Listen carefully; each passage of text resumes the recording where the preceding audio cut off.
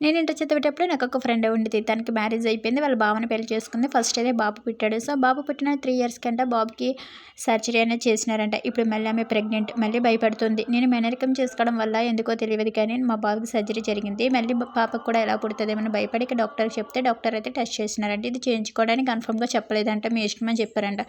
ఇంకా వాళ్ళ హస్బెండ్‌తో చెప్తే డబ్బులు వేస్ట్ ఏమో మేడం సరిగ్గా చెప్పలేదు కదా అని అన్నారంట. లేదంటే ఎవరినైనా తెలిసిన వాళ్ళని అడిగి మీ ఫ్రెండ్స్ ఉంటారు కదా అని అనగానే ఇంకా తనైతే నాకు కాల్ చేసి ఈ విధంగా అంది. ఎవరికైనా తెలిసిన వాళ్ళని అడగమంటే నాకు ఫస్టే నువ్వు గుర్తుకొచ్చావు. నాకు ఏ ఫ్రెండ్ గుర్తుకు రాలేదు. నాకు ఏ కష్టం వచ్చినా సరే ఫస్ట్ నువ్వే గుర్తుకొస్తావు అని చెప్పింది. ఆ మాట వినగానే నేనైతే చాలా సంతోషించాను. అంతమంది ఫ్రెండ్స్‌లో కూడా తనకి ఏ కష్టం వచ్చినా నేనే గుర్తుకొచ్చానంటే ఇంతకన్నా ఒక మంచి ఫ్రెండ్‌గా అయితే ఉన్నాను నేను అని చాలా హ్యాపీగా అనిపించింది. ఇంక నేనైతే ఒకటే చెప్పాను. చేయించుకోండి. డబ్బుల కోసం ఆలోచించకండి. తర్వాత ఏమైనా మళ్ళీ ప్రాబ్లమ్ అయితే ఇబ్బంది పడరు కదా! ఆల్రెడీ బాబు విషయంలో ఫేస్ చేసినారు కదా!